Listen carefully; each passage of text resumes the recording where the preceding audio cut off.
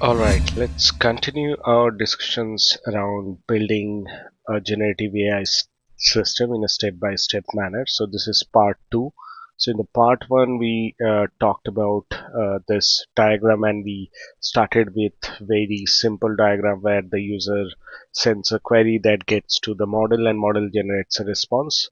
And that is a very simple structure which we can start with. Then we can build a more sophisticated and complex system where we can add the step of context construction, where we bring in the data which is required to answer the user specific questions which was not part of the training data, right? So then we talked about the guardrails. So we can put two types of guardrails, which are like input guardrails and the output guardrails. And there what we can do is we can protect the sensitive data that can be leaked out to the external model APIs, and also in the output guardrails which we can protect the brand reputation, or the we can put in certain structures through which we can generate the structured outputs which are not malformated. And also we talked about how we can increase the safety and verification by using the output guardrails, right? Now let's talk about step 3. So in the step 3, what we will do is we will add model router and the model gateway, right?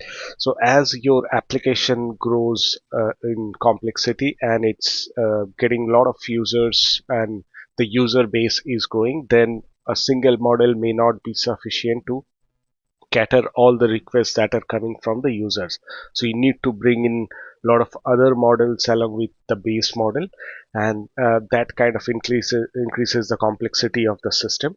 Now to tackle this model complexity, what we can do is we can use two types of tools that can help you to manage multiple models, right? So those two type of tools are nothing but router, and the other one is a gateway. So let's first talk about what router is. So in case of router, what generally it does is it's consist of a model or a process through which you kind of do a intent classification on the user question, right? So which will predict what the user is trying to do, and based on that predicted intent, the query is routed to the appropriate solution or the appropriate architecture of your whole design, right? So for an example, if you are building a customer support chatbot, it's not that every time you need to answer that question using a LLM call. So what you can do is you can put an intent classifier, and based on that intent, if the intent is about resetting a password, then that router will route this user to the page which will do the actual password resetting, right? So similarly, if the intent is about to correct a billing mistake, what the router can do is it can route this user to a human operator who can handle this billing mistake related issues, right? So similarly, you can also build a model, or you can also fine tune a foundation LLM model which can excel at the task of handling the technical issues, right? So now when the user comes to this chatbot and ask a questions which is related to troubleshooting a technical issue, so the router then can identify that intent and then pass it through this fine-tuned model for the troubleshooting purpose, right? So these are a few of the techniques which you can think of when the model complexity or the system architecture is getting complex and you need to manage multiple models, right? And the queries are also getting complex day by day, right? So then what you can also do is this intent classifier can also handle the out of scope queries. So straight away, if the queries are related to any of the topic which is not part of the listed topic, so then you can straight away say to the user that this is out of scope query, so you should ask a different question, right? So similarly, the you identify when the queries are ambiguous in nature, and simply it can return that I am sorry, can you please elaborate, right? So it can also identify if a larger context is required to answer a specific query, then what the router can do is it can route the question to a model which can support a larger context, right? So each of these LLMs which we have been talking about, they have a context size limitation. So based on the query, your system can identify, like, if this query requires a larger context, then it should route to the LLM where the larger context is supported, right? So then comes the model gateway. So this model gateway is again, in this channel previously I talked about the LLM router or the route LLM, through which you can, like, based on the complexity of the user question, you can route the question to either a simple model or a complex model, right? So for users are asking a question, who is the president of India, then we don't need to send that question to a model which has a higher cost. So we can simply use a self-hosted model, which is part of your system design component. And using that self-hosted model, you can answer that question, right? So based on the complexity of the question, you can either route the question to a complex model or a simpler model, which we also call as the strong model or weak model. So that is generally the concept of route LLM, right? And also, based on the type of the query, you can, like, previously do some analysis and then decide that for text to SQL query, generally the OpenAI model is performing well, so you will always use a OpenAI API call to handle this text to SQL questions, right? So similarly, for summarization, you might have seen in the historical database that a certain type of model is performing well for doing this summarization task, right? So this model gateway will kind of enable you to do that routing in a more intelligent fashion. So other benefit which you also get when you add a model gateway is that you implement fallback policies to overcome the rate limit errors or the API failures, right? So when the primary API is available, then the gateway can route the questions or the prompts to an alternative model. So this will enable your system to handle the failures of the APIs in a more graceful manner, right? So you should not return error message. Instead of that, you can route the question to a different model which can answer that specific question, right? So this API limits or the API failures or the rate limit errors are uh, very much in the picture when the user base is growing a lot, right? And a lot of users are firing query at the same time. So that time you can use this model gateway to route the query in a more intelligent manner. Router LLM or the router model is typically a smaller model compared with the generation model that we use to answer the user question, right? Which is also a kind of a base model. So at this point of time, we have added the context enhancement process, the guardrails, and now we are adding the router and the gateway to this architecture, right? So which you can see the model gateway is added where we can have the model catalog or the token management issues which were based on the user access, the queries can be routed to different types of models, right? So this is slowly we are adding a lot of components to this architecture and making it complex, right?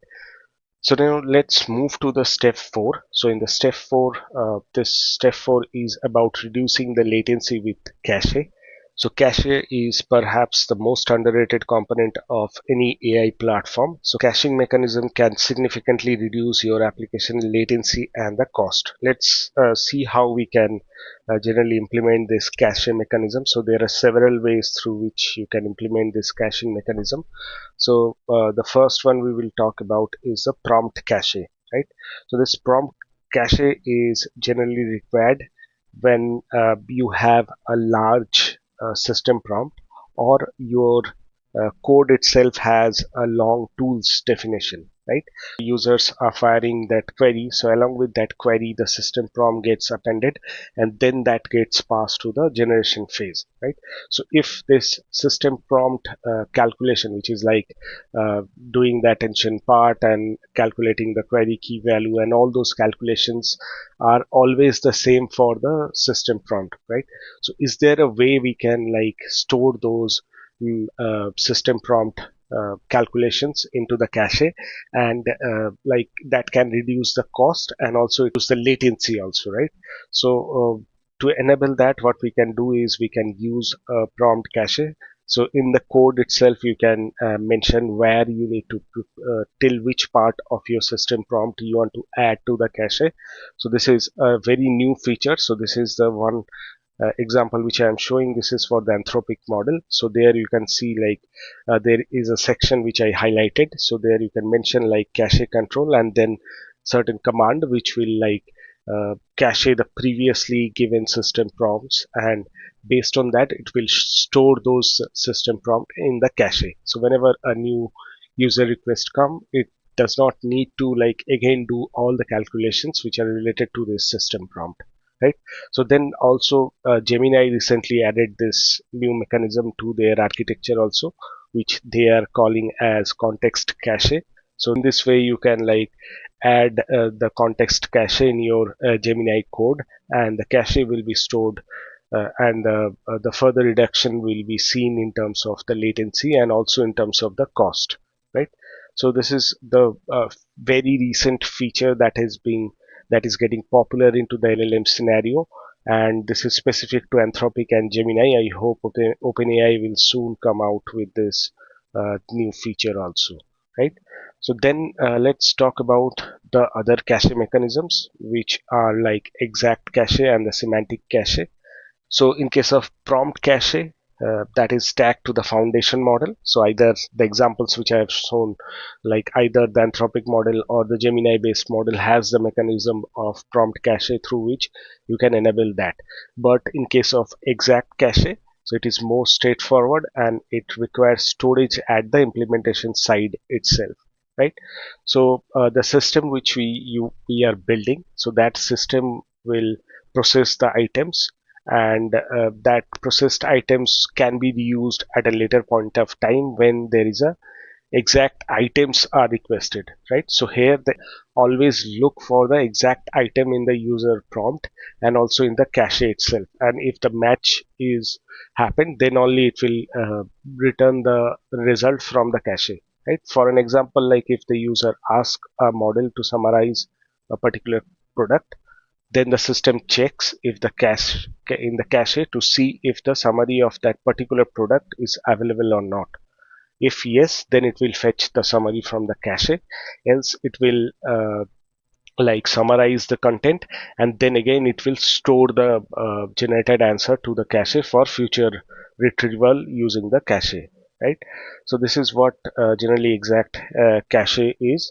So we can use any of the in-memory storage for this retrieval phase using whenever we are using this exact cache, but this in-memory stores are limited in size. So what you can do is you can also use other databases like PostgreSQL or the Redis or any other databases through which you can like balance the speed and the capacity of the cache, right?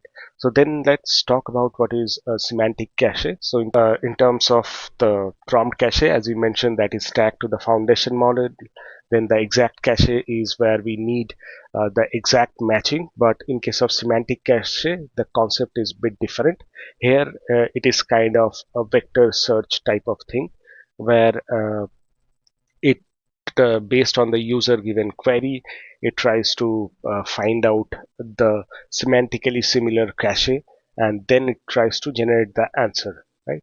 So this is more of a sophisticated way where you need an embedding model, where using the embedding model you will also store the previously generated answer in the cache, and when a new question comes, you will again create embedding on top of that, and then you will do a embedding based similarity with the vector database that stores the previously generated answers in terms of cache, right? So the general steps are like this. For each query, it will generate the embedding using an embedding model. Then it will use the vector search to find the cached embedding which are closest to the current query embedding, and if the based on the similarity, if the similarity is higher and it finds out a match, then it will return the content of the cache. Else it will again generate the answer using a API call, and again it will store the newly generated answer to the cache for future retrievals, right? So this is what the basic difference between the exact cache and semantic cache is. So in the exact cache, we need the particularly exact match between the query and the cache content, and the semantic cache, we generally do a semantic similarity and then try to find out the previously similar question and answer pair, and based on that it will do the retrieval to answer the question, right? So with this, what we have is we have now added the cache. So you can see like the cache is added at the starting. So when the user fires a query, it looks into the cache.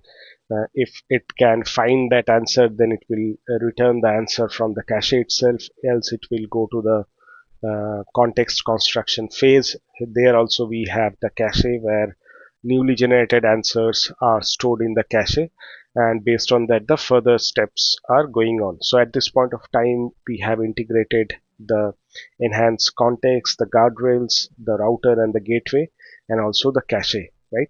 So these are the basic four steps. Which in the step 5, what we will do is we will add complex logic, and also we will add write action functions, right? So let's talk about these two things. So first let's talk about what is complex logic.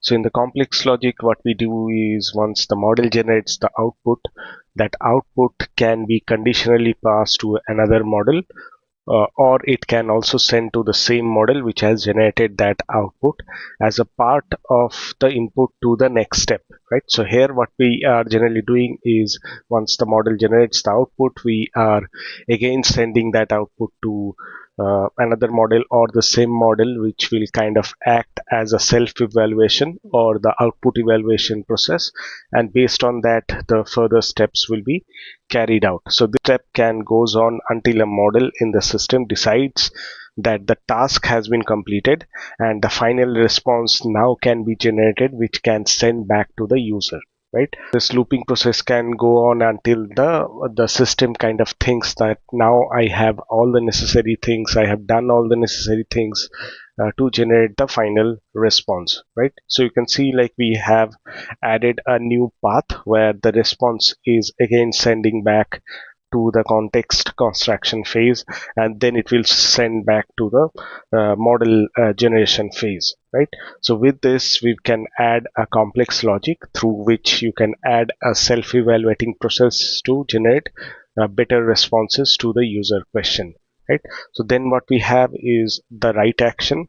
So in the write action, what it can do is the system can also write actions. It can make changes to the data sources or to the world. So for an example, like if the user is asking send an email to X with a message Y, then your generative AI system can do a function call or a tool call, which will call this send email function with the recipient equals to X and the message equals to Y, right?